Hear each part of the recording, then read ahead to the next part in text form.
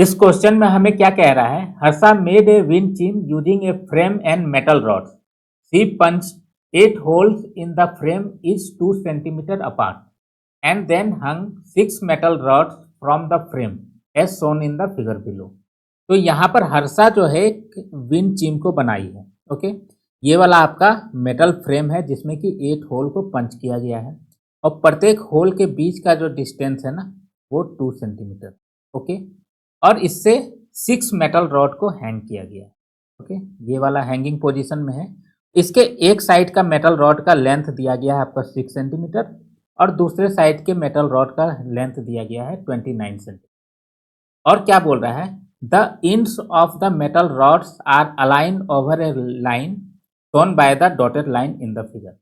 इसका जो ये वाला 6 सेंटीमीटर लेंथ है एक साइड में है, 29 सेंटीमीटर वाला जो लेंथ का मेटल रॉड है वो दूसरे साइड में है। अब इन दोनों का इंड जो है ना इस तरह से अलाइंड है। ओके, ये दिया गया है डॉटेड लाइन में। अब हमें यहाँ फाइंड क्या करना है देखते हैं। If all of the rods are straight and not swaying then what is the length of the rod P. ये वाला आपका कुछ हिल डुल नहीं रहा है, ठीक है ना, इसी तरह से अंडर ग्रेविटेशन लटक रहा है। ठीक है, तो हमें ये वाला रॉड है पी, इसका नेम दिया गया है, इसके लेंथ को हमें फाइंड करना है। ओके, यहाँ पर ये जो रॉड है इसका लेंथ कांस्टेंट रूप से इंक्रीज कर रहा है ना, ये कांस्टेंट रूप से इंक्रीज कर रहा है, इसलिए इसे हम एक तो एपी के थ्रू बना सकते हैं और दूसरा यहाँ पर एक ट्रायंगल भी फॉर्म हो रहा है, ये आप देख सकते हैं। ये अगर हम यहाँ से मैच करा दें इसको, ये हमने मैच करा दिया, ये वाला हमने मैच करा दिया, तो एक ट्रायंगल फॉर्म हो रहा है। ठीक है, तो हम यहाँ पे सिमिलर ट्रायंगल के रूप में भी इसे सॉल्व कर सकते हैं। तो यहाँ पर हम पहले देखेंगे कि इसे हम सिमिलर ट्रायंगल से कैसे सॉल्व कर सकते हैं।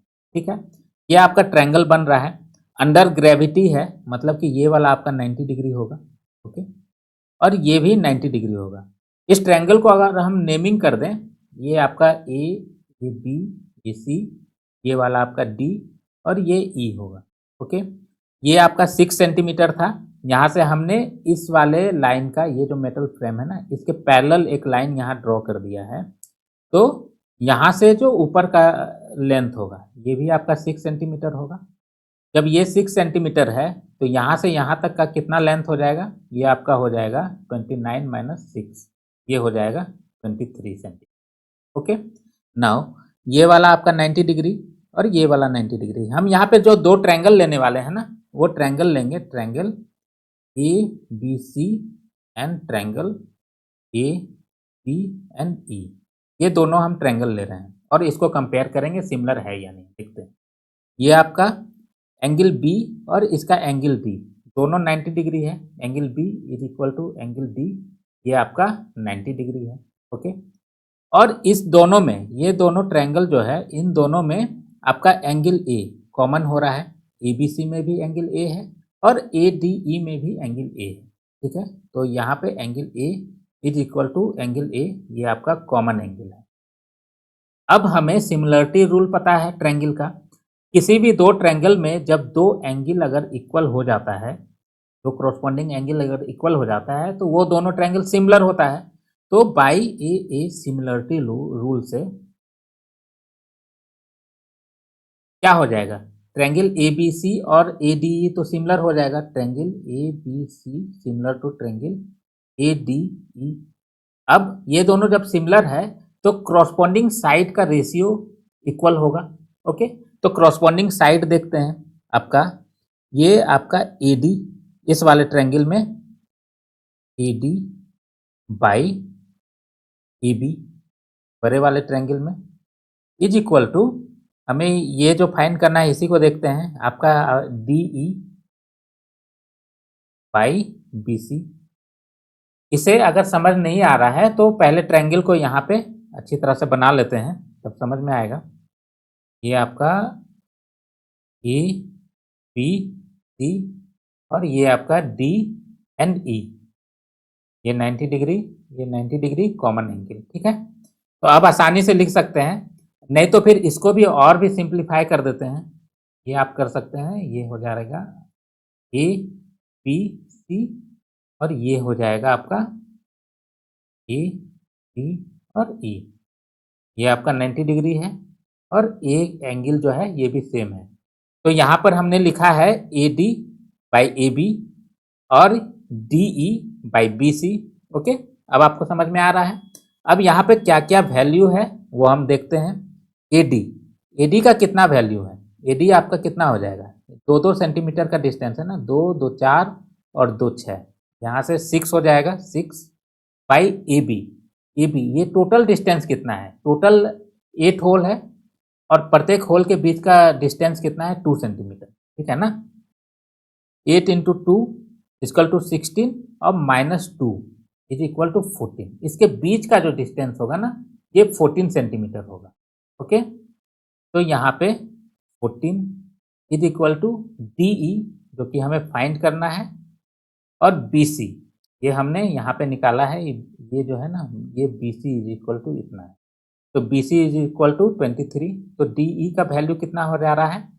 ये हो जा रहा है आपका 6 इंटू 23 बाई 14। ये 2 सत्ते 14, 2 तिहाई 6, ये हो जा रहा है आपका 3 तिहाई 9 और 3 दूनी 6, 69/7। ये 69/7, यहाँ से यहाँ तक 69/7 है और यहाँ से यहाँ तक कितना है? 6 सेंटीमीटर। तो दोनों को ऐड करेंगे तभी तो ये टोटल लेंथ निकलेगा ना इस वाले रड का। तो length of rod P, length of rod P is equal to 6 plus 69/7। इसको प्लस करेंगे इसमें तो कितना हो जाएगा? 42 प्लस 69/7, ये हो जाएगा आपका 111/7। तो कौन सा ऑप्शन सही है देखते हैं। ये हमारे पास डी ऑप्शन इसका सही है। अगर इसी क्वेश्चन को हम एपी के थ्रू बनाना चाहें तो कैसे बना सकते हैं? तो आइए देखते हैं। यहाँ पर जो हम देख रहे हैं इस फिगर में टोटल 8 होल है और 6 मेटल रॉड हैंग किया गया है। ओके, अब यहाँ जो है प्रत्येक मेटल रॉड का जो है ना ये लेंथ वो कांस्टेंट रूप से इंक्रीज कर रहा है। जब अगर हम यहाँ पे भी सपोर्ट कर लेते हैं कि ये भी मेटल रॉड है और यहाँ भी मेटल रॉड को हैंग किया गया है, तो प्रत्येक मेटल रॉड का जो लेंथ है वो कांस्टेंट रूप से इंक्रीज कर रहा है। ओके, तो यहाँ पर हमारे पास क्या हो जाएगा? फर्स्ट टर्म हो जाएगा 6 सेंटीमीटर। ओके, और ये लास्ट टर्म हो जाएगा 29 सेंटीमीटर। यहाँ पे n क्या है? n आपका टोटल नंबर ऑफ रॉड है। यहाँ पे 2 सपोर्ट कर लिए, यहाँ 6 हैंग कर रहा था, 2 सपोर्ट किए हम, तो यहाँ पर n इक्वल टू 8 हो जाएगा। तो कितने लेंथ से जो कॉन्स्टेंटली इंक्रीज कर रहा है ना लेंथ, तो कितना इंक्रीज कर रहा है कॉन्स्टेंट रूप से वो हम पहले निकालते हैं। तो last term A N equal to A plus n minus 1 into D, ये हमें पता है फॉर्मूला ये वाला। तो n इक्वल टू 8 है, ए 8 इक्वल टू कितना हो जाएगा? ए प्लस n माइनस 1 मतलब 7d। ए हमारे पास 6 है, 6 प्लस 7 डी हमें फाइंड करना है। ए 8 कितना है? 29। तो हमारे पास कितना आ गया इसको सॉल्व करने के बाद? D is equal to 29 minus 6/7, ये हो जा रहा है आपका 23/7। ओके, डी हम निकाल चुके हैं। अब जो इस रॉड का लेंथ हमें निकालना है यहाँ पे, ये कौन से नंबर का है? 1 2 3 4, फोर्थ नंबर का रॉड है। तो इसका लेंथ क्या हो जाएगा? A4। A4 इक्वल टू क्या लिखे हम? A plus 3D। ए हमारे पास 6 है प्लस 3 और डी हमने निकाला है 23/7। इसे सॉल्व करने पे कितना आ जा रहा है? 6 प्लस 9 69/7।